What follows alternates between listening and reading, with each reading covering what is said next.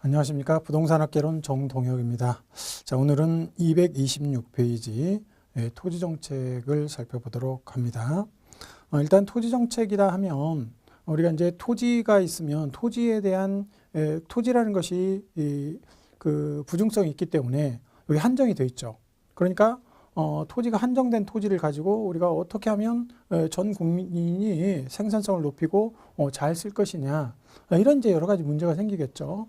그래서 이제 거기에 대한 정책이 바로 토지 정책이 되겠어요. 그래서 토지 정책은 일단 그 시험 문제로는 뭐 거의 토지 정책 그러면 잘 나오지는 않습니다. 그러나 토지 정책도 나오는 부분이 있어서 약 한 문제 정도 나온다. 이렇게 이제 예상을 하시면 되겠고요. 일단 토지 정책이다라고 하면 첫 번째, 토지에 관한 정책이니까, 이거는 토지의 공개념 뭐 이런 정도를 좀 이해를 하시면 좋겠어요. 그래서 첫 번째, 토지 공개념.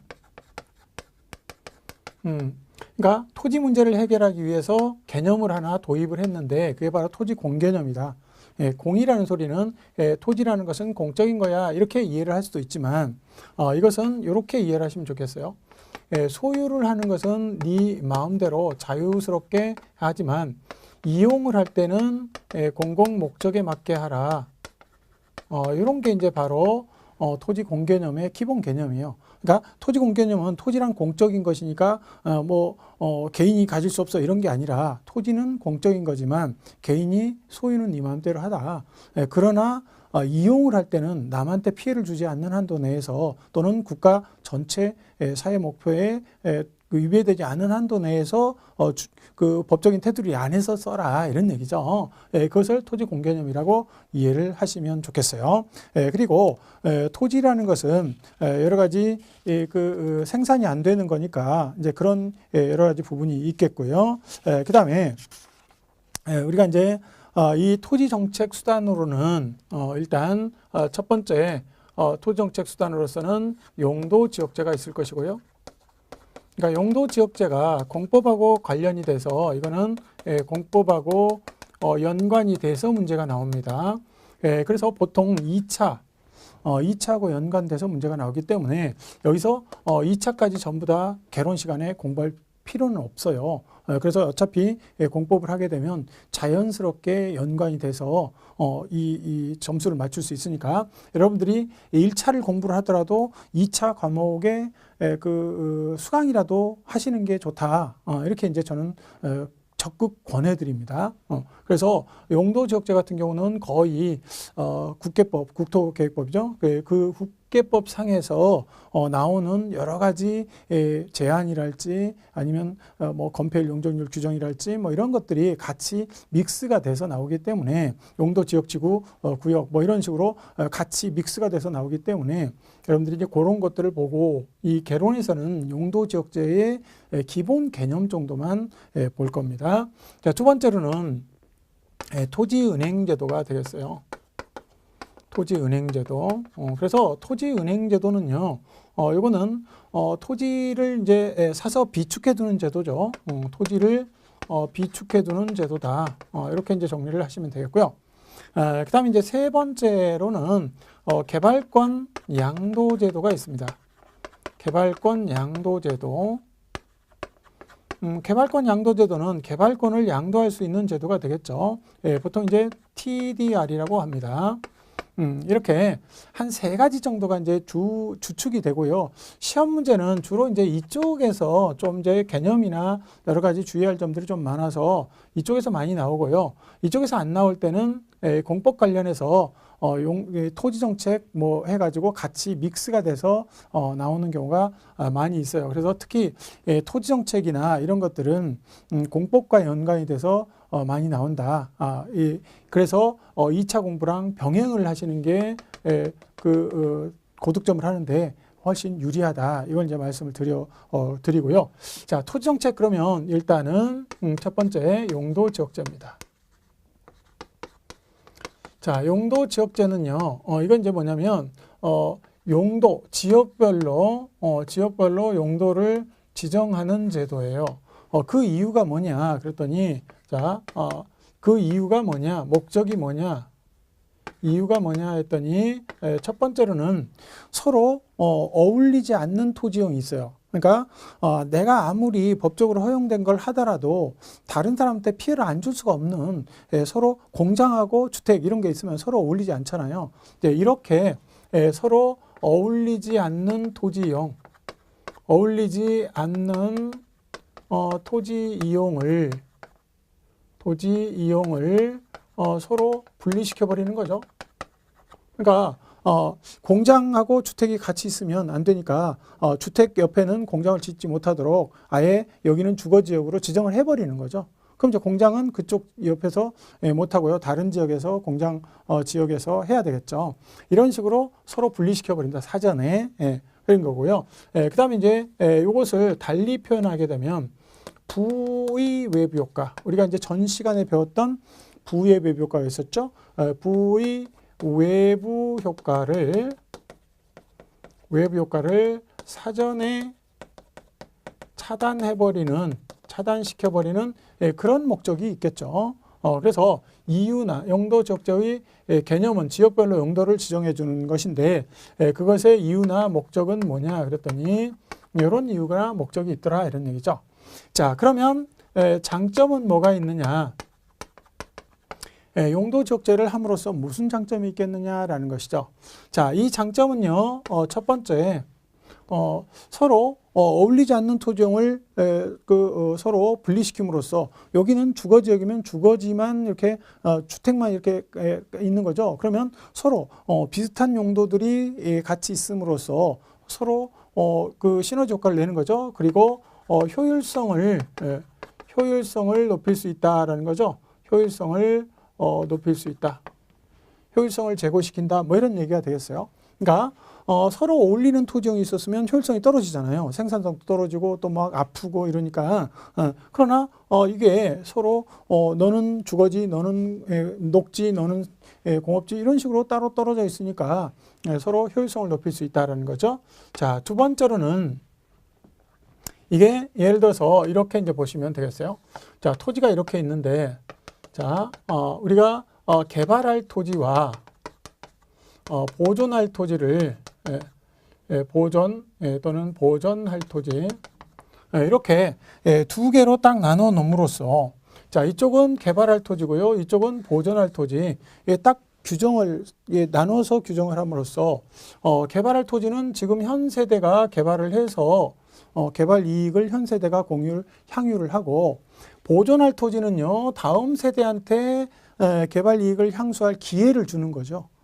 그래서 이제 이것은 뭐라고 얘기하냐면 현 세대가 전부 다 개발을 전부 온 국토를 개발해가지고 현 세대가 단물을 쭉 빨아먹으면 다음 세대한테는 쭉정이밖에 못 주잖아요. 그러니까 이제 그렇게 안 하고 현 세대가 일부는 개발할 토지 해가지고 현 세대가 일부는 이 개발 이익을 향유를 하고 다음 세대가 또 일부는 또 향유할 수 있도록 다음 세대가 개발 여부를 결정할 수 있도록 넘겨주는 거죠.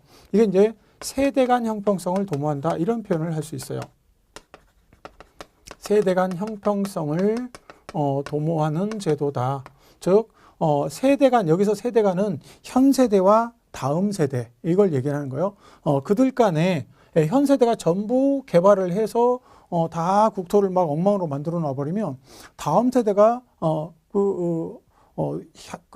이익을 누릴 경제적 이익이나 뭐 여러 가지 이익을 자연적 이익 이런 것들을 누릴 기회가 없는 것이죠.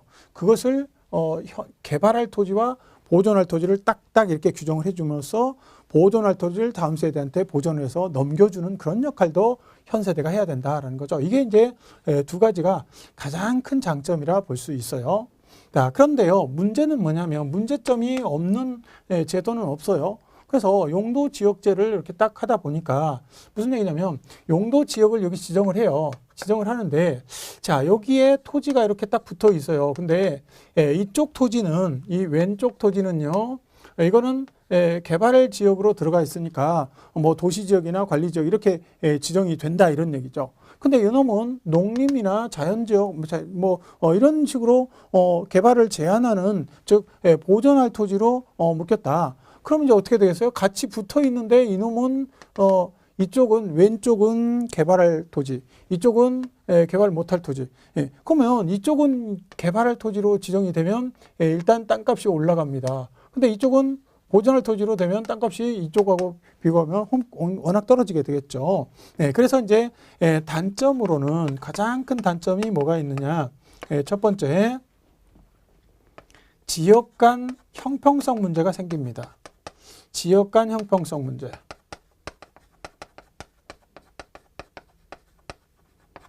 그래서 지역 간 형평성 문제가 발생한다는 얘기는요, 바로 이쪽과 이쪽이 문제가 생긴다 이런 얘기죠. 뭐 지가 차이가 너무 많이 나니까.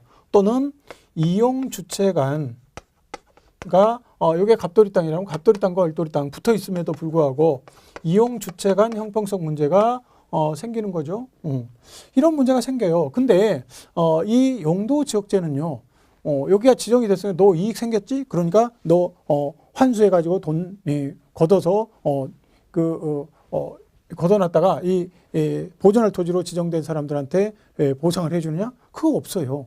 왜냐하면 용도 지역제는요, 토지 정책 중에서 유일하게 개발 이익 환수 제도가 아닙니다. 이놈은 개발 이익 환수 기능이 없어요. 환수 기능이 없다 이런 얘기죠. 그러니까 용도 지역제는 개발 이익 환수 기능이 없는 유일한 토지 정책이에요. 나머지 정책들은 그래도 다 개발 이익 환수 기능이 조금씩이라도 있습니다. 그러나 유일하게 용도 지역제는 개발 이익 환수 기능이 없어요. 그래서 이제 우리가 뭐라고 얘기하면 용은 개가 아니다 이런 표현도 합니다. 용은 개가 아니다. 그래서 원래 용이라는 것이 그렇잖아요. 이 상상상의 동물이에요. 그래서 용이라는 것은 용이 이렇게 생겼잖아요. 막 이렇게 뭐 뿔도 달렸고 뭐 이렇게 뿔도 달렸고 이렇게 해가지고 뱀처럼 생겼는데 이렇게 생겼죠. 그래서 이렇게 뭐 발도 있고요. 이렇게 이제 비늘도 있고 이렇게 있는데 용이라는 게 그래서 이렇게 용이라는 것은 여러 가지가 다 섞인 동물입니다. 그러니까 돼지코에다가 무슨 뭐 잉어 비늘에다가 뭐 그 토끼 눈에다가 사슴에다가 호랑이 발에다가 뭐 뱀 몸통에다가 여러 가지 동물들이 다 섞여 있어요. 심지어는 소귀 이런 것도 있고요. 귀는 소귀라 그러거든요. 용이. 그리고 코는 돼지코고요. 그러니까 소, 돼지, 또 뭐 사슴 얼굴이고요. 그다음에 뭡니까? 이런 독수리 발 이런 거. 그다음에 주먹은 또 호랑이 주먹이에요. 그리고 이제 뱀이나 잉어 뭐 이런 것들 다 들어가 있는데 유일하게 안 들어 있는 게 개가 없어요. 개.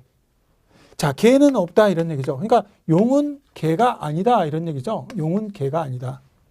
그러니까 용이 여러 가지 동물들이 다 합쳐져 있는데 개가 없으니까 용은 개가 아니야. 그러니까 둘은 만나면 맨날 싸우는 거예요. 용하고 개는요, 서로, 우리가 이제 명리학 같은 데서도 용하고 개는 서로 충이 된다 그래요. 충. 서로 싸우는 것이다. 그래서, 이게 용은 개가 아니다. 즉, 용도 지역 지구제는 개발 이익 환수 기능 자체가 없다 이런 얘기죠. 그러니까 이익을 보는 자한테 세대 간 이게 지역 간 형평성 문제가 발생할 수밖에 없겠죠. 이익을 보는 자한테 걷어들여서 환수를 해서 일정 부분, 그리고 손해를 보는 자한테 보상을 해주면 별 문제가 안 생기는데 개발 이익 환수 기능이 없으니까 보상도 안 해준다 이런 얘기죠. 지적만 하고 정부는 빠져버린다 이런 얘기요. 그래서 이제 이런 문제가 생기고요. 자, 이것은요 어떤 문제냐면 두 번째 또 하나 문제가 있는데요. 이거는 사전적 독점의 문제가 다 이렇게 얘기를 합니다. 사전적 독점의 문제. 이 얘기는 무슨 얘기냐면 용도 지역제를 지정하기 전부터 토지를 가지고 있었던, 그러니까 미리 소유를, 독점은 여기서 소유라고 보시면 돼요. 미리 소유를 하고 있었던 사람들은 용도 지역제가 지정이 됨으로써 이게 원래는 개발할 토지가 아니었었는데 개발할 토지로 딱 지정이 되면 어떻습니까? 이익이 막 생기죠. 이게 이제 개발 이익이 생긴 거예요. 생겼는데 환수를 안 하잖아요. 그러니까 사전적 독점의 문제다라고 얘기를 하는 거예요. 사후적 독점의 문제는요. 자, 어떤 토지가 있는데요. 요 토지, 요 지역이 개발 지역으로 그 지정이 되게 되면 가격이 올라가잖아요. 근데 원래 가지고 있었던 사람은 별 문제가 토지가 값이 올라감으로써 이익을 많이 받잖아요. 그런데 이게 A라는 사람이 원래 가지고 있었는데 이걸 B라는 사람한테 나중에 팔았어요. 그럼 B라는 사람은 어떻게 되는 거예요? B라는 사람은 지정이 되고 난 다음에 산 거죠. 그러니까 이미 값을 많이 주고 산 거예요. 그러면 사전적 독점자들은 개발 이익을 생겼지만 사후적 독점자들은 개발 이익이 없는 거죠. 왜냐하면 이미 값이 오른 다음에 샀으니까. 그래서 이제 여기서 이 지역간 형평성 문제는 사전적 독점의 문제다라는 것을 좀 기억을 해두시면 되겠어요. 어쨌든 용도 지역제는 이 정도 정리를 하시면 됩니다. 자, 일단 용도 지역제의 개념은 뭐라고요? 지역별로 용도를 지정해주는 제도. 자, 두 번째, 용도 지역제의 지정의 이유 또는 목적이 뭐냐? 뭐 때문에 용도 지역제를 지역별로 용도를 지정해 줄까? 그러면 두 번째로는 이런 거죠. 서로 그 토지 이용상에서 어울리지 않는 토지용은 서로 분리시킴으로써 효율적인 이용을 할 수 있게끔 하는 게 목적이다라는 것이죠. 그래서 장점 자체가 효율성을 높이는 게 국토 효율성을 높이는 게 장점이고요. 두 번째 장점은 개발할 토지와 보존할 토지를 이렇게 딱 사전에 지정을 해 줌으로써 이게 그 현 세대가 개발을 해서 이익을 누릴 부분과 다음 세대한테 넘겨줄 부분 이런 것들을 사전에 지정해서 우리 세대가 개발할 토지 요것만 딱 개발을 하고 다음 세대한테 이제 개발 기회를 결정할 기회를 다음 세대한테 넘김으로써 그 세대 간 형평성을 도모할 수 있다. 이거 두 가지가 큰 용도 적재의 장점이고요. 그 다음에 단점이다 그러면 지역 간 형평성 문제가 생기는 거죠. 즉 개발 지역으로 지정된 토지와 보존 지역으로 지정된 토지는 서로 붙어 있더라도 위치가 같더라도 굉장히 가격 차이가 많이 나죠. 그런 그 형평성 문제를 용도 적재는 개발이익 환수 제도가 아니기 때문에 용은계가 아니기 때문에 그래서 이제 문제가 생기는 거죠. 그래서 이용 주체 간 형평성 문제가 발생을 하고요. 이러한 문제는 사전적 독점의 문제라고 하지 사후적 독점의 문제라고 하지 않는다. 여기까지 이제 정리를 하시면 되겠어요. 자, 이러한 지역 간 형평성 문제를 해결하기 위해서 나온 제도가 바로 개발권 양도 제도가 되겠어요. 자, 개발권 양도제도. 자, 일단 개발권 양도제도는요, TDR이라고 얘기를 하는 거예요. Transferable Development Right. Development가 개발이고요, Right 개발권이죠. 그러니까 DR이 개발권이에요.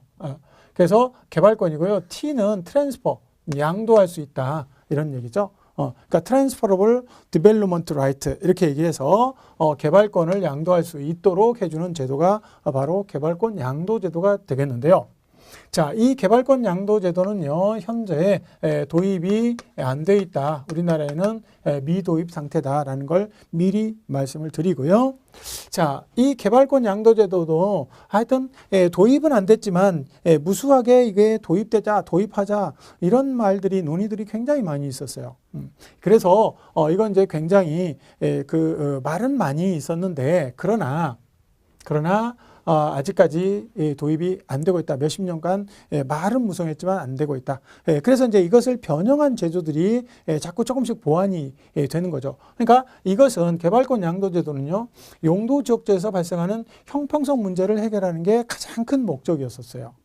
그래서 이놈을 도입하자, 뭐 어쩌다 말이 많다 이런 얘기죠. 자, 어쨌든 개념을 한번 보자. 개발권 양도제도의 개념이다. 그러면 이놈은요, 첫 번째, 일단 개발권 양도제도는요, 소유권으로부터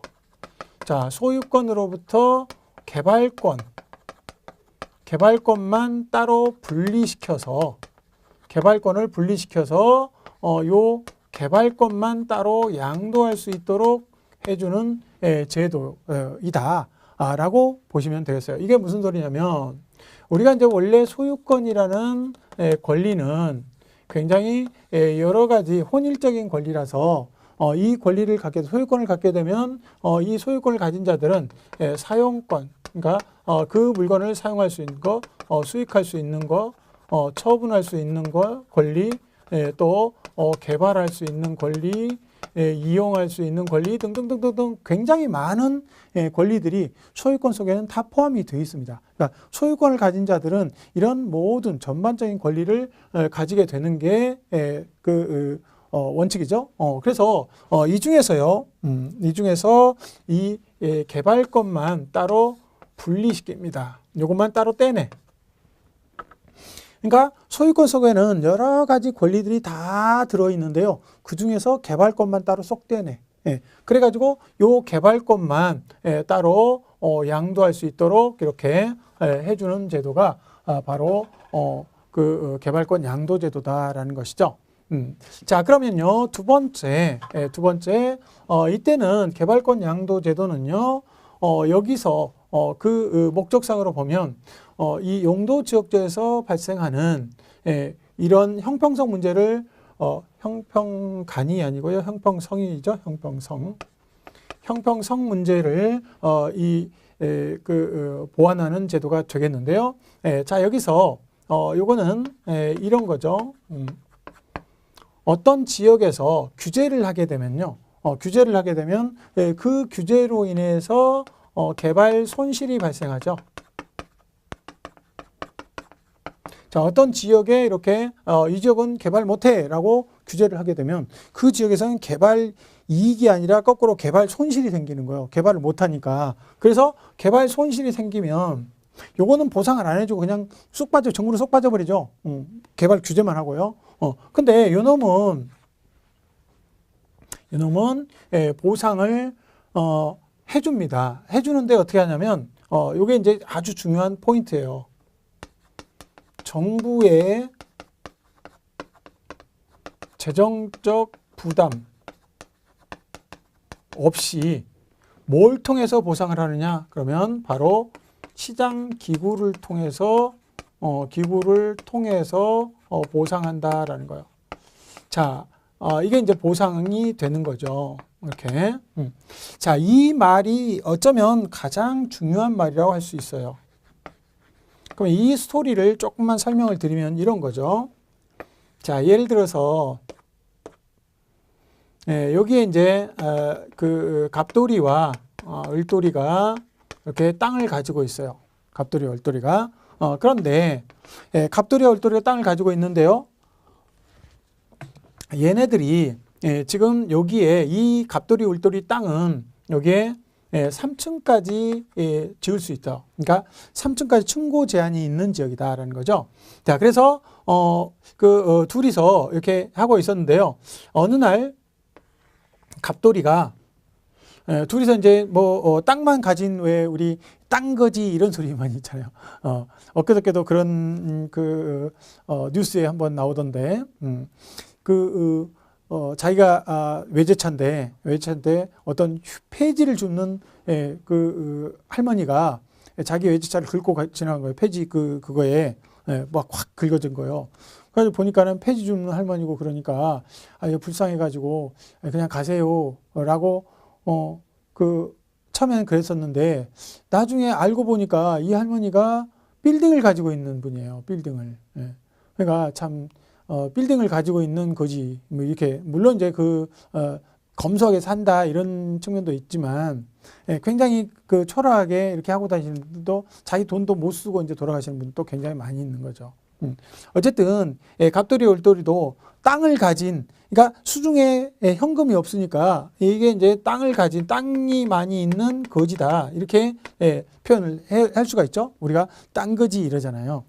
그래서 이런 이제 갑자기 부자는 부자인데 돈이 없는 그런 사람들도 많이 있어요. 어쨌든 둘이 그래가지고 맨날 모여가지고 둘이 만나가지고 야 우리 1,000원짜리 3,000원짜리 짜장면 내기 장기 두고 막 이렇게 하고 있었어요.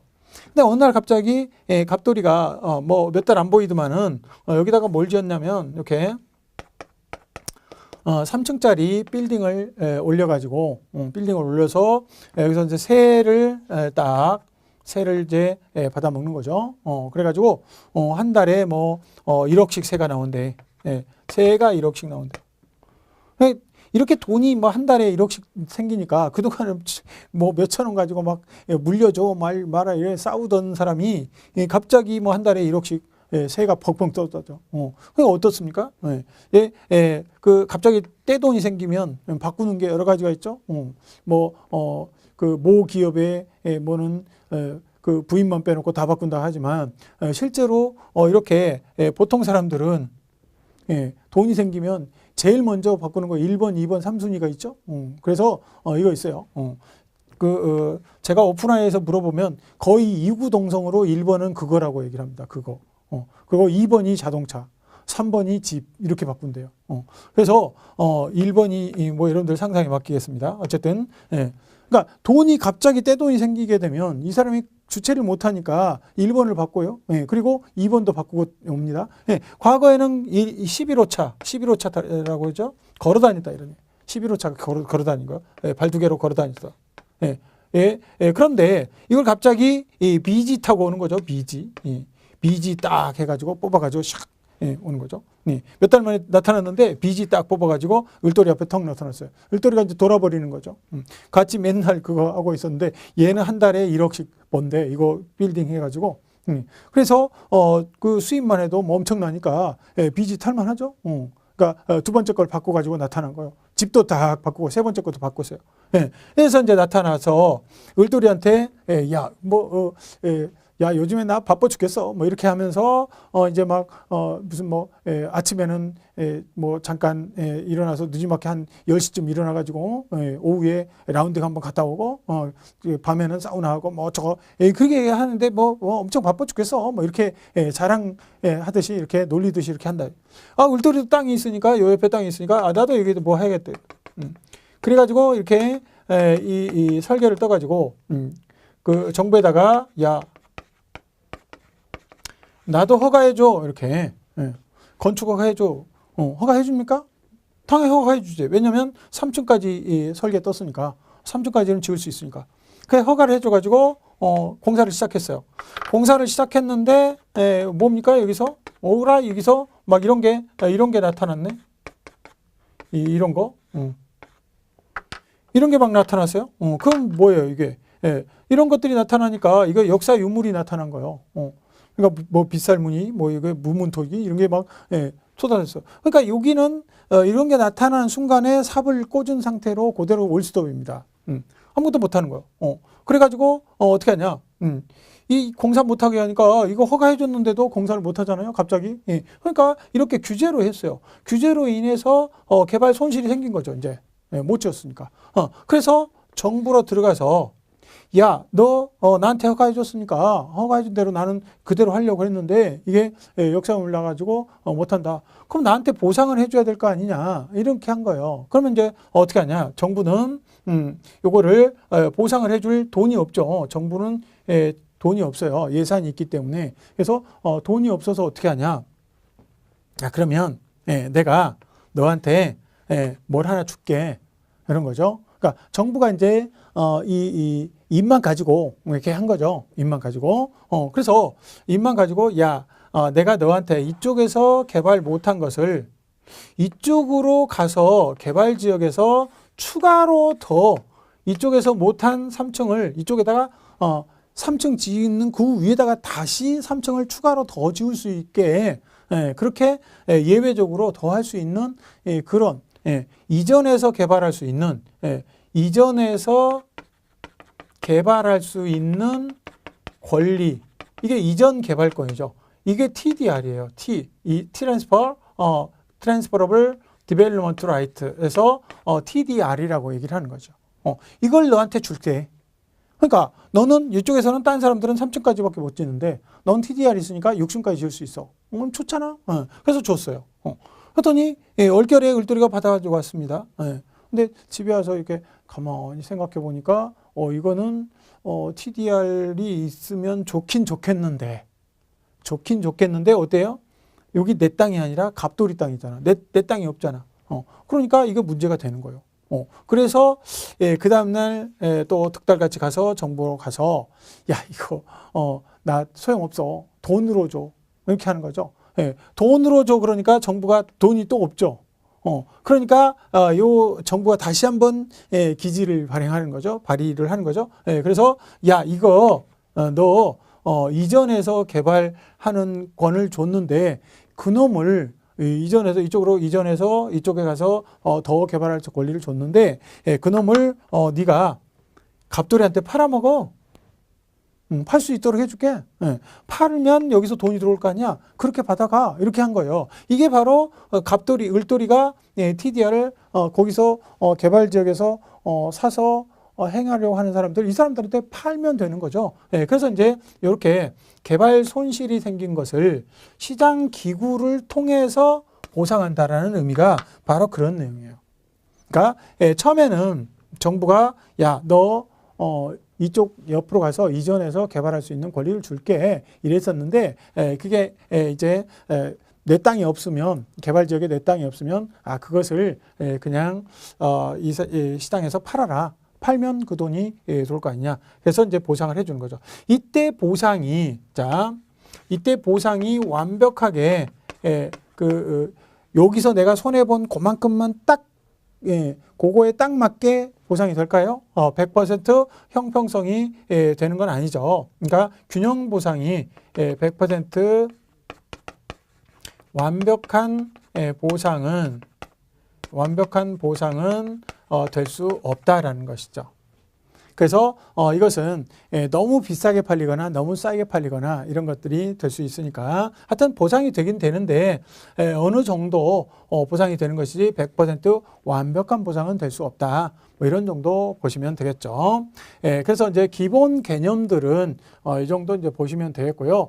기타의 특징에 보시면 TDR의 특징 그러면 첫 번째는 이게 예외 규정이죠. 예외 규정이에요. 그러니까 본래의 규정은 3층까지밖에 못 짓는 그런 규제가 있는 것이죠. 그러나 이 TDR은 예외 규정이기 때문에 추가로 더 지을 수 있는 거예요. 그래서 예외 규정을 허용한다. 예외 규정을 허용하게 되면 이게 예외 규정을 허용하게 되면 이게 너무 높은 고밀의 문제가 생길 수도 있겠죠. 문제 이런 게 이제 생길 수 있는 거예요. 그러니까 너무나 밀도가 높은 그런 개발이 될 수도 있다라는 것이죠. 그래서 이제 이런 그 특징들을 좀 이해를 해 두시면 되겠어요. 그래서 TDR 같은 경우는 이 앞쪽에서도 부분 이렇게 TDR이 나옵니다만은 시험 문제가 TDR이 기본적으로 한 문제가 나올 수도 있으니까 이런 부분들은 좀 묶어가지고 한꺼번에 이해를 한 곳에서 정리를 해두실 필요가 꼭 있다라는 것이죠. 그래서 개발권 양도 제도는 이렇게 이제 정리를 하시면 돼요. 첫 번째로는 우리나라에 아직 도입이 안 됐다라는 거, 요걸 꼭 기억을 해주시고요. 자, 두 번째로는 요걸 꼭 기억을 했어요. 두 번째 나올 수 있는 부분이죠. 요거 소유권과 개발권을 통합한다 이거 나오면 무조건 틀려요. 무조건 통합한다 나오면 무조건 틀립니다. 소유권과 개발권을 통합해서 양도한다 이런 거 아니에요. 소유권과 개발권을 분리해서 이 말을 꼭 알아주세요. 분리해서. 그러니까 소유권을 소유권으로부터 개발권을 분리하는 거예요. 이걸 통합해서 뭐 어쩌고저쩌고 한다 무조건 틀리는 거예요. 꼭 알아두시고요. 그래서 여러분들이 이렇게 생각하시면 돼요. 제가 앞으로는 소로부터 개를 분리해서 개만 팔어 이렇게 제가 앞으로 설명을 할 거예요. 그래서 개발권 양도제도는 이렇게 소가 이렇게 있는데 그중에서 개만 따로 떼내가지고 개만 팔어 이런 소리죠. 그래서 이렇게 정리를 해두시면 안 잊어버릴 거예요. 어쨌든 이 말이 가끔 시험에 나옵니다. 그리고 가장 중요한 것은 이 말이에요. 세 번째 요 말이에요. 정부가 재정 부담이 있느냐 없느냐요. 그러니까 정부가 지가 돈을 들여서 보상을 해주느냐 아니죠. 그러니까 이 용도지역제하고 개발권 양도제가 다른 점은 용도지역제는 보상을 안 해줘요. 문제가 생겨도. 예. 그러나 이쪽은 보상을 해주긴 해줘요. 그런데 보상을 해주는데 정부의 재정 부담이 있느냐? 없다 이런 얘기예요. 정부의 재정 부담이 없이 보상을 해주는 거죠. 그럼 어떻게 보상해줘? 시장기구를 통해서 시장에서 네가 TDR을 사고 팔어. 이렇게 하면서 보상을 하는 거죠. 그래서 이 개발 손실을 이 보상을 해주는데 시장기구를 통해서 보상한다예요. 아까 외부 효과는 시장기구를 통하지 않은 제3자의 의도하지 않은 행위가 뭐 이익이나 손해를 준다 이렇게 얘기를 했는데 여기는 시장기구를 통해서 보상하는 이런 제도다 꼭 알아두시고요. 그리고 그 보상은 100% 완벽한 보상은 될 수 없다라는 거죠. 과잉 보상이나 과소 보상이 발생할 수 있다. 그리고 이제 요거 하나 특징에서 요거 하나 알아두시면 좋겠죠. 네 번째로 자, 그러니까 예외 규정이다라는 거죠. 예외 규정을 허용하니까 규제 본래의 목적을 달성할 수 없는 거죠. 그러니까 3층까지 규제를 했는데 예외 규정을 자꾸 허용해. 그럼 막 고층까지 막 하는 거죠. 그러니까 고도 제한을 한 규정 자체가 유명무실해져 버린 거죠. 고밀의 문제가 생길 뿐더러 규제 본래의 목적을 달성할 수 없다라는 단점도 있을 수 있다는 거죠. 그래서 여기까지 이제 정리를 하시면 되겠고요. 자, 그다음에 세 번째로는 토지은행제도. 토지은행제도는요, 이거는 뭐 그래도 얘네들보다는 나올 확률이 좀 적어요. 나올 확률이 좀 적어도 그래도 이제 토지은행제도 이것도 정리는 해두실 필요가 있죠. 자, 일단 토지은행제도다라고 하면 토지비축제도라고도 얘기를 합니다. 비축제도. 그래서 토지은행제도의 개념이 뭐냐라고 했을 때 토지은행제도는 미개발지 상태를 개발 안 될 토지죠. 개발 안 된 토지죠. 미개발지를 싼 값에 미리 사서 비축해두는 제도가 되겠어요. 이때 이제 비축하는 형태가 어떻게 하느냐? 그러면 이게 공공 자유 보유나 또는 공공 임대 보유 이런 형태로 보유를 한다라는 거예요. 근데 가끔 사적 자유 보유 또는 사적 임대 보유 이런 식의 형태로 보유한다. 그러면 얘는 틀린 거예요. 요거는 틀렸다라는 거죠. 이유는 뭐냐? 여기에 맞는 거예요. 여기서 우리가 사적이라는 말이 나오잖아요. 그러면 이건 공공이라는 말하고 틀려요. 공공은요, 정부가, 국가나 정부, 이게 소유자예요. 소유자를 의미하는 거예요. 이게. 여기는 개인이 소유자인 거예요. 그럼요, 정부가 이 토지은행제도는 정부가 이걸 토지를 사가지고 보유한다 이런 얘기죠. 그래서 이게 공공이 나오면 공공은 누구냐? 소유자가 국가다. 그러니까 소유자가 사적인 것은 보유할 수가 없는 거죠. 사적 보유가 안 되는 거죠. 자, 그 다음에 이거 자유보유는 얘가 그대로 자기가 토지를 쓰는 것이 자기가 직접 쓰면 자유보유고요. 남한테 임대 주면 임대인 거예요. 그러니까 공공자유보유는 정부가 자기가 직접 청사로 쓰거나 뭐로 쓰는 것을 공공자유보유. 그 다음에 그 국유지나 공유지, 국가 땅인데 그놈을 다른 기업이나 개인한테 임대를 주면 공공임대보유. 그러면 요거는 뭐겠어요? 사적 자유보유는 개인 땅인데 개인이 직접 사용을 하면 사적 자유보유예요. 자기가 직접, 소유자가 직접 사용을. 그러면 소유자가 직접 사용하지 않고 다른 기업이나 개인한테 임대를 주게 되면 사적 임대 보유 이렇게 얘기를 하겠죠. 그래서 이런 형태로 보유할 수는 없다.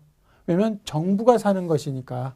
그래서 공공자유보유나 공공임대보유의 형태로 보유를 한다. 뭐 이건 이제 기본 개념이 되겠고요. 얘도 이제 장점이 있고 단점이 있을 수 있겠죠. 자, 토지은행제도는 LH공사에서 2009년도부터 이거 도입이 돼 있습니다. 그래서 이렇게 이제 보시면 되고요. 장점으로 보면 일단 세 가지 정도로 요약할 수가 있네요. 자, 일단 뭐냐 요거는 토지은행제도 그러면 토지를 사서 미리 비축해두는 제도가 되니까요. 공공용지 확보의 기능이 있겠죠. 우리 교재로 토지은행제도 그러면 장단점 해가지고 238페이지에 조금 나와 있습니다. 그래서 238페이지 토지은행제도 해가지고 나와 있는데요. 이게 이제 공공용지를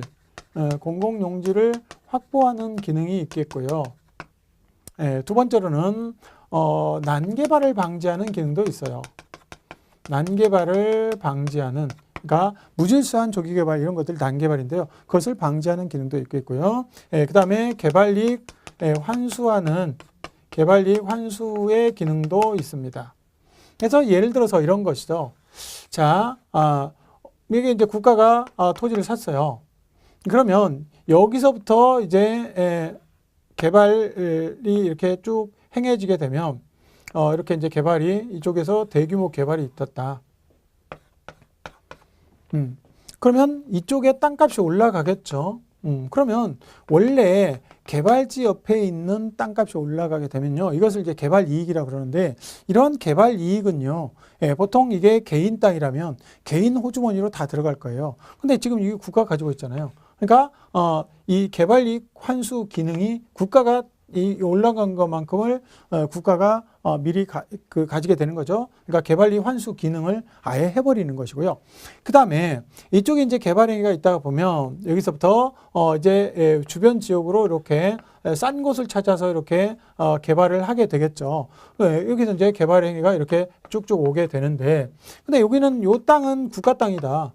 그러니까 아무리 스프롤이나 뭐 이렇게 난개발이나 이런 것들이 행해지려 하더라도 국가가 땅을 다 가지고 있으니까 절대 여기서는 난개발이 일어날 수 없겠죠. 자, 그다음에 공공용지 확보하는 기능.